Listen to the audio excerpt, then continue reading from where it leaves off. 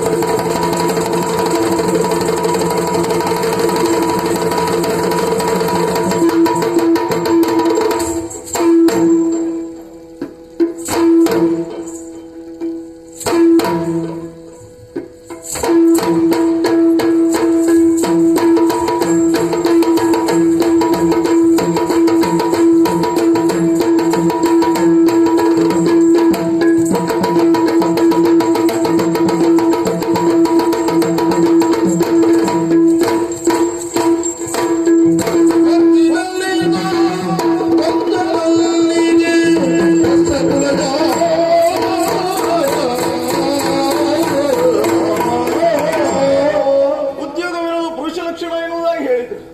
ಈ ಪ್ರಪಂಚದಲ್ಲಿ ಉದ್ಯೋಗ ಇಲ್ಲದವನ ಬದುಕು ಕೆಟ್ಟದು ಎನ್ನುವುದಾಗಿ ಅನೇಕರು ಕೊಂಡಾಡ್ತಾರೆ. ಜೀವನವನ್ನು ಸಾಗಿಸಲಿಕ್ಕೆ ಒಬ್ಬೊಬ್ರು ಒಂದೊಂದು ರೀತಿಯ ಉದ್ಯೋಗವನ್ನು ಆಯ್ಕೆ ಮಾಡಿಕೊಂಡ್ರೆ, ನಾನು ಆಯ್ಕೆ ಮಾಡಿಕೊಂಡಿರುವಂತ ಉದ್ಯೋಗ ಯಾವುದು? ಕೃಷಿಕೋ ನಾಸ್ತಿ ದುರ್ಭಿಕ್ಷಂ.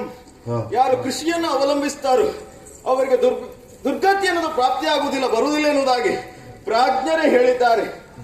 ಕೃಷಿಯನ್ನು ಅವಲಂಬಿಸಿಕೊಂಡವರು ಇನ್ನೊಬ್ಬರಿಗೆ ಅನ್ನದಾತರಾಗಿರ್ತಾರೆ. ಆ ಪರಮ ಭಾಗ್ಯದ ಕೆಲಸವನ್ನು ಆಯ್ಕೆ ಮಾಡಿಕೊಂಡವನು ಈ ಧರ್ಮಣ್ಣ ಶೆಟ್ಟಿ ಸ್ವಾಮಿ.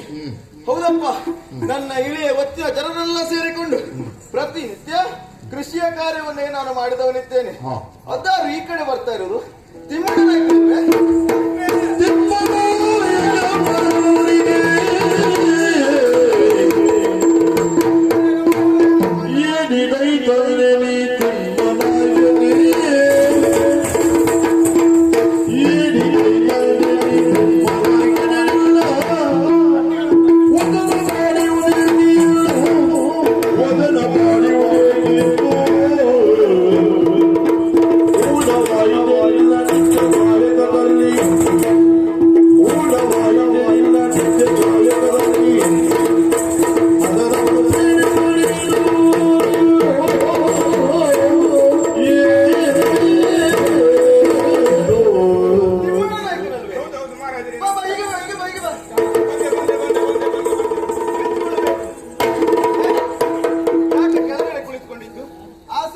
ಮೇಲುಂಟಲ್ಲ.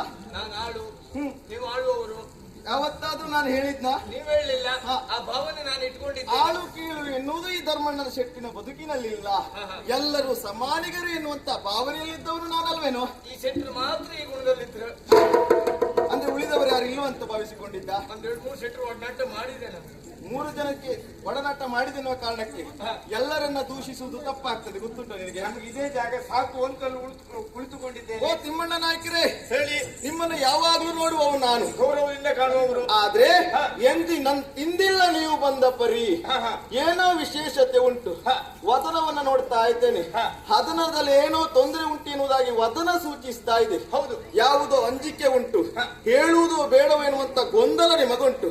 ನಿರ್ಭೀತಿಯಿಂದ ನನ್ನಲ್ಲಿ ಹೇಳಬಹುದು.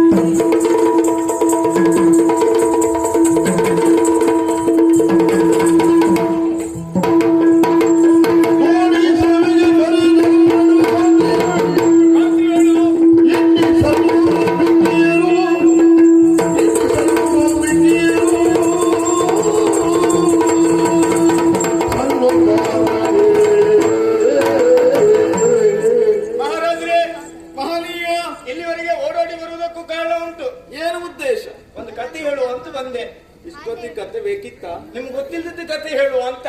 ನನಗೆ ಗೊತ್ತಿಲ್ಲದ ಕತೆ. ಹೌದು, ಅಜ್ಜಿ ಕತೆ ಅಲ್ಲಲ್ಲ? ಇಲ್ಲ. ಹಾಗಾದ್ರೆ ಹೇಳು. ಅಜ್ಜಿ ಕತೆ ಆದ್ರೂ ಅದನ್ನು ಅಜ್ಜಿ ಕತೆ ಮಾಡಿ ಹೇಳುವುದಿಲ್ಲ. ಸಂಕ್ಷಿಪ್ತದಲ್ಲಿ ಬೇಗ ಮುಗಿಸು. ನಿನ್ನೆ ರಾತ್ರಿ ನಡೆದಂತ ಒಂದು ಕತೆ. ಹಿಂದಿನ ಕತೆ ಅಲ್ಲ, ನಿನ್ನೆ ದಿನ ನಡೆದ ಕತೆ. ನಿನ್ನೆ ನಡೆದ ಕತೆ. ಏನದು? ರಾತ್ರಿ ಬಂದ ಮನೆಗೆ ಉದ್ಯೋಗ ಗೊತ್ತುಂಟು, ಹೇಳುದು ಬೇಡ. ಕುಲ ಕಸುಬು, ದೋಣಿಯನ್ನು ದಾಟಿಸುವುದು, ಮಗವೀರ ಮಾಡುವುದು. ಹೌದು, ತುಂಬಾ ಇಷ್ಟದ ಕೆಲಸ ಅದು. ಹೌದು, ಮಗುವಿನ ಬಾರಿ ಖುಷಿ ಅದು. ಹೌದಪ್ಪ.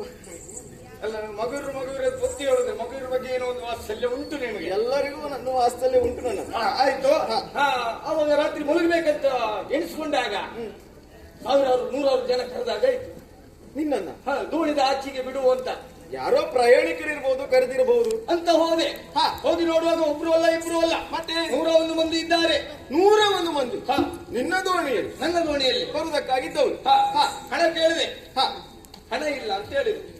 101 ಮಂದಿಯಲ್ಲಿ ಹಣ ಇಲ್ಲ, ನಿನ ಕೊಡುವಷ್ಟು ಹಣ ಇಲ್ವಾ? ಒಬ್ರಲ್ಲೂ ಖರ್ಚಿಗೂ ಇಲ್ಲ ಅಂತ ಹೇಳಿದ್ರು. ಏನಾಗಿರ್ಬಹುದು ಹಾಗಾದ್ರೆ ಅವರಿಗೆ? ಆಚೆಗೆ ಬಿಡ್ಲಿಕ್ಕೆ ಆಗುದಿಲ್ಲ ಅಂತ ಹೇಳಿದೆ. ಅದು ಸರಿಯಾದ್ದು. ಏನಾದ್ರೂ ಕೊಡ್ಲೇಬೇಕು ಅಂತ ಹೇಳಿದೆ. ಹಾ, ಅದನ್ನ ನೀನು ಕೆಲಸಕ್ಕಾಗಿ ವೇತನ ತೆಗೆದುಕೊಳ್ಳಬೇಕು. ಆದ್ರೂ ಒಬ್ಬಳು ಹೆಂಗಸು ಒಂದು ಉಂಗ್ರ ಕೊಟ್ರು. ಕೊಟ್ಟಳ? ಹೌದು. ಹಾಗಾದ್ರೆ ನಿನ್ನ ವೇತನ ಹೆಚ್ಚಾಯ್ತಲ್ಲ? ಇರುವ ಜನ 101. ಹೌದು. ಉಂಗ್ರ ಸಣ್ಣದು, ಆದ್ರೆ ಅದು ಚಿನ್ನದಲ್ವನಾ? ಚಿನ್ನದ ಹೌದು. ಹಾ. ಆದ್ರೆ ಅಷ್ಟು ಬೆಲೆ ಬಾಳುವಂತದ್ದಲ್ಲ ಅದು. ಬೆಲೆ ಬರುವಂತದ್ದಲ್ವಾ? ಅಲ್ಲ. ಹಾ. ಆದ್ರೆ ಆಗುದಿಲ್ಲ ಅಂತ ಹೇಳಿದೆ. ಮತ್ತೆ ಇನ್ನೇನು ಬೇಕು ನಿನಗೆ ಕೇಳಿದ್ರು. ಹಾ. ತುಂಬಾ ಜನ ಇದ್ರಲ್ಲ, ಹಾ. ನನ್ಗೆ ಮಕ್ಕಳಾಗ್ಲಿಲ್ಲ. ಹಾ. ಒಂದು ಸಣ್ಣವಳೊಬ್ಬಳಿದ್ದಾಳೆ. ಹಾ. ಅವಳನ್ನು ನನಗೆ ಕೊಡಿ ಅಂತ ಹೇಳಿದೆ. ದತ್ತು ಸ್ವೀಕಾರ ಮಾಡಿದ್ಯಾ? ಹಾ, ಅದತ್ತು ಸ್ವೀಕಾರ ಮಾಡಿದೆ. ಹಾ. ಹಾಗೆ ಅವಳನ್ನು ಮನೆ ಕರ್ಕೊಂಡು ಹೋಗುವಾಗ ಕೈ ಹಿಡ್ಕೊಂಡು ಹೋದದ್ದು ಒಂದು ಗೊತ್ತುಂಟು. ಮತ್ತೆ ಎಲ್ಲಿಗೆ ಹೋದ್ಲು ಏನು, ಮಾಯವೋ ಮಂತ್ರವೋ ಮಾಟವೋ ಒಂದು ನಾನು ಅರಿಯೆ. ಓ ತಿಮ್ಮಣ್ಣ. ಆಮೇಲೆ ತಲೆ ವಿಷಯ ಹುಡುಕ್ತಾ ಹೋದೆ. ಎಲ್ಲಿ ಹುಡುಕಿದ್ರು ಸಿಗ್ಲಿಲ್ಲ. ವಿಷಯ ಮಾತ್ರ ಹೇಳುವಂತ ಓಡೋಡಿ ಬಂದೆ. ಇಷ್ಟಿಡಗಾರಿ ಕಥೆಯಂತಿರಲಿ ಬಂದವರು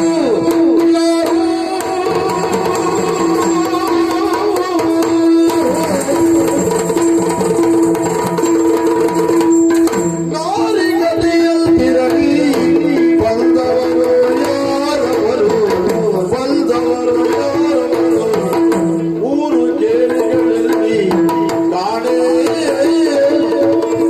ಊರು ಕೇಳಿಗಳಲ್ಲಿ ಕಾಣೆ.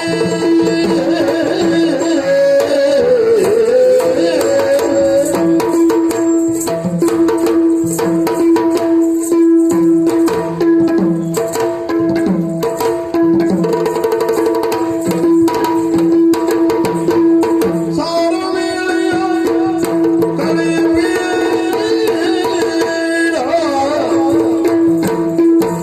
ಅವರ ಪರಿಪೇರು ವೇಳೆಯ ಕಳೆಬೇಡ ಅವರ ಪರಿಪೇರು ವೇಳೆಯ ಕಳೆಬೇಡ